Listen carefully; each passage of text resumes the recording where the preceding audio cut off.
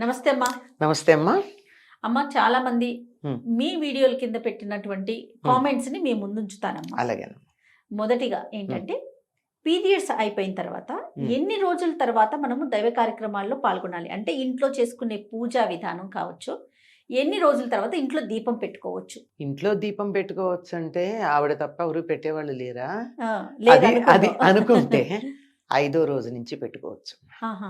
4వ రోజు ఒకసారి స్నానం చేసి ఇంట్లోకి వస్తారు కానీ పూజా కార్యక్రమాలు అవి పనికిరవు, అన్నీ ముట్టుకోరు, ఏదో కాస్త తిరగచ్చు ఇంట్లో.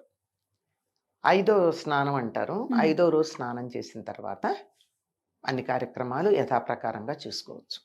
ఆలయ దర్శనం ఆలయ దర్శనానికి కూడా 4వ రోజు లోపలికి వెళ్ళకూడదు. అక్కడ ప్రెమిసిస్ దాకా వెడతారంతే, దూరం నుంచి దండం పెట్టుకోవచ్చు. లోపలికి వెళ్ళి అర్చన అవి చేయించుకోవాలంటే 5వ రోజు స్నానం అయ్యాక వెళ్ళాలి. 5వ రోజు కూడా స్నానం చేయాలి. అమ్మా, ఏదైనా శుభకార్యాలు కానీ ఫంక్షన్స్ కానీ మనల్ని ఇన్వైట్ చేస్తూ ఉంటారు. పూజ అయిపోయిన తర్వాత వెళ్ళొచ్చు అనేది ఒక వాదన వింటుంటాం.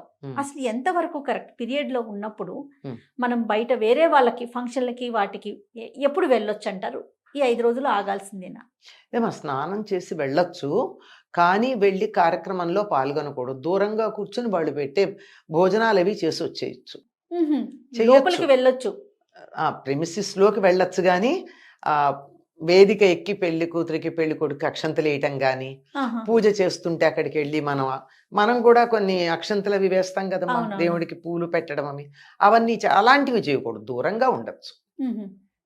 దూరంగా ఉండి మనం వచ్చామని మన ప్రెజెన్స్ వాళ్ళకి తెలియజెప్పడం అంతే. ఓకే, గృహప్రవేశాలకైనా అంతేనమ్మా? దేనికి దూరంగానే ఉండాలి. లోపలికి వెళ్ళడం, వాళ్ళ వెనకాల ఆవు అవన్నీ తీసుకెడతారు కదా, అవన్నీ తీసుకెళ్లేటప్పుడు పూజ చేసేటప్పుడు ఆ దగ్గరికి వెళ్ళొద్దు.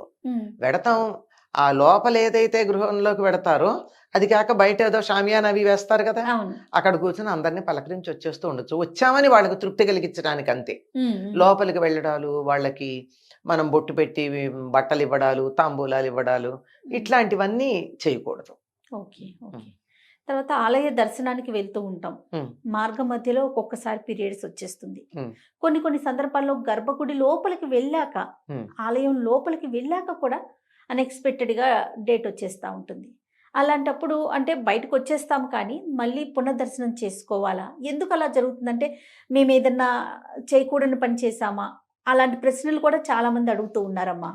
మిగిలిన చేయకూడని పనుల మాట ఏమో కానీ తన బాడీ మాట తను వినలేదన్నమాట. ఎప్పుడు వస్తాయో తనకి తెలియాలి కదా.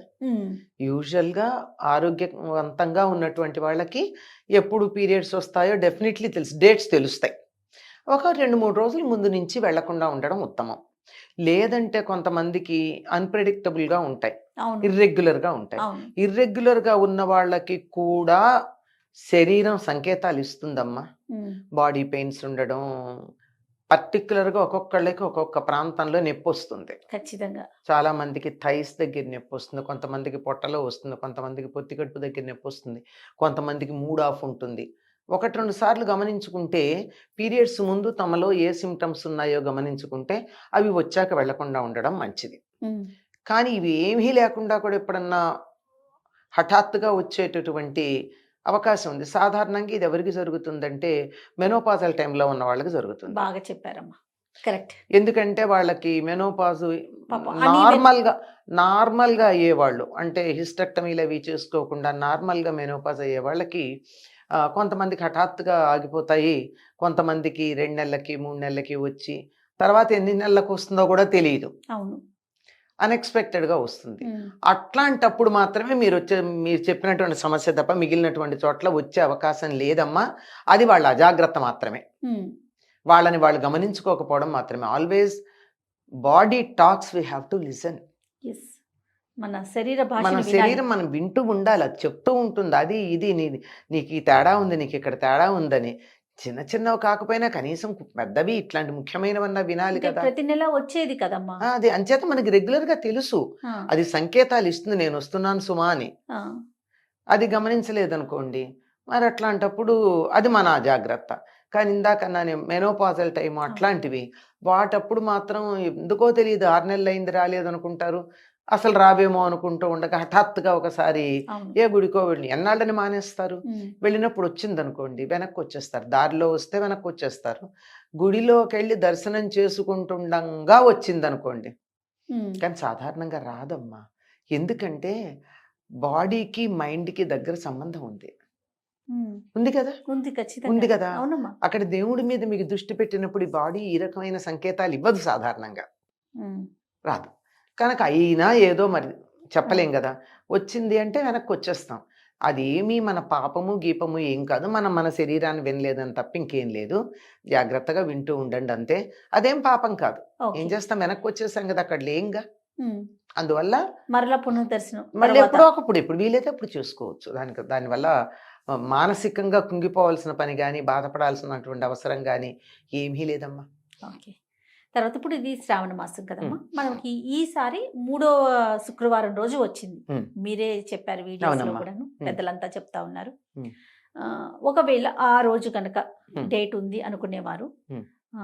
ముందుగానే కానీ వెనక తర్వాత కానీ చేసుకోవచ్చమ్మా. వరలక్ష్మి వ్రతం చేసుకోవచ్చు అంటారు. చేసుకోవచ్చమ్మా. ఓకే. వాటి ఎందుకంటే చేసుకోవడం ప్రధానం.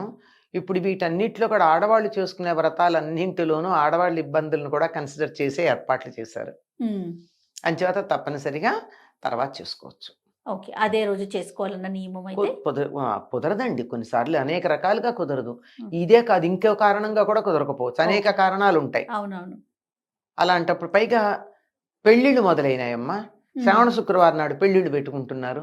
ఉమ్. పెట్టుకున్నారనుకో, అక్కడికి పెడతాం మనం. అవును. తప్పదు, అత్యవసరంగా. ఆ, ఊళ్ళోనే అయితే కాస్త అటు ఇటు సమయం చేసుకుని పెడతాం. ఏదైనా కక్కుర్తిగా చేయడమే అవుతుంది, సావకాశంగా చేసుకోవడం అవ్వదు. ఉమ్. మరి అట్లాంటప్పుడు ఏం చేస్తాం?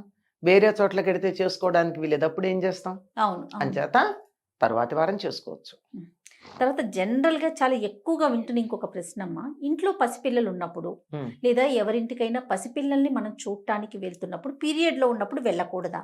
వెళ్ళొద్దు. ఓకే. దీనికి ఏమైనా వెళ్ళకూడదు ప్రత్యేకమైన రీజన్ అంటే ఏంటమ్మా? వెళ్ళొచ్చు దూరంగా, కానీ వాళ్ళని ఎత్తుకోకూడదు. ఓ, ఓకే. వాళ్ళని ఎత్తుకున్నట్టయితే ఇప్పుడు పీరియడ్స్ వచ్చినప్పుడు ఏం జరుగుతాయమ్మా, కొన్ని వేల టాక్సిన్స్ బాడీలోంచి బయటకు రిలీజ్ వస్తాయి. అవుతాయి. అవన్నీను మనిషి యొక్క థైమస్ గ్లాండ్ మీద ప్రభావం చూపిస్తాయి. ఉమ్, ఉమ్. అంచేత పిల్లలు నాజూగ్గా ఉంటారు. అంచేత వాళ్ళని తీసుకుంటే వాళ్ళకి ఇబ్బంది అవుతుంది. అలాగే మన వాళ్ళు ఇంట్లో చెప్తారు, తల్లికి పీరియడ్స్ రాగానే పిల్లాడు చిక్కిపోతాడు. ఉమ్. ఎందుకు అంటే తప్పదు, తల్లి దగ్గరికి ఎడతాడు. ఓకే. ఆ కారణంగా ఆహా. తప్పనిసరిగా ప్రభావం ఉంటుంది. అవును. అవును. అందుకే మనకు పూర్వం స్నానం చేసేటప్పుడు 4వ రోజున కథ చెప్పించేవాళ్ళు. ఉమ్. ఆ కథలో చెప్పే దాంట్లో ఒకటి ఏంటంటే, ఏదో పసిపిల్లల్ని చూసిన పాపం, పాడికుండను చూసిన పాపం, మర్రి చెట్టు నీడ దొక్కిన పాపం, ఇలాంటి కొన్ని లిస్టు చెప్తారు. ఉమ్. కుట్టిన పాపం, ఉమ్. ఇలాంటివి. ఇవి చెయ్యకూడదు అన్నమాట. ఓకే. ఇవి చెయ్యకూడదు అని చెప్పడానికి కథ రూపంలో చెప్పి, ఇలా ఒకవేళ నేను చేసుంటే ఆ సూర్యనారాయణమూర్తి ఆరోగ్య ప్రదాత ఆయన కదా, అవునవును. అనుగ్రహించు, అవన్నీ పోవాలి అని చెప్తారంటే, ఈసారి కథ చెప్పుకున్నామంటే అర్థం ఏంటి, నెక్స్ట్ టైం పీరియడ్స్ వచ్చినప్పుడు వీటిని మనం జాగ్రత్తగా పాటించాలి. పాటించాలి. పసిపిల్లలు మన పిల్ల అయితే తల్లికి తప్పదు, అవును. కానీ ఇతరుల పిల్లల్ని ఎత్తుకుని వాళ్ళని ఎందుకు మనం అనారోగ్యం పాలు చేయాలి? అందుకని ఎత్తుకోకుండా ఉండడం మంచిది. రైట్ అమ్మా. ఇవి ప్రస్తుతానికి నేను చూసిన కామెంట్స్ లో ఉన్న ప్రశ్నలు మీ ముందుంచాను. Hmm. ఇంకా ఏమన్నా వస్తే కనుక ఈసారి కూర్చున్నప్పుడు మళ్ళీ నేను డిస్కస్ చేస్తానమ్మా. పెద్దలు చెప్పినవి ఏమన్నా తెలిసిన ఉంటే మీకు సమాధానం చెప్తాను నేను. తప్పకుండానమ్మా. నమస్తే. నమస్తే అమ్మా.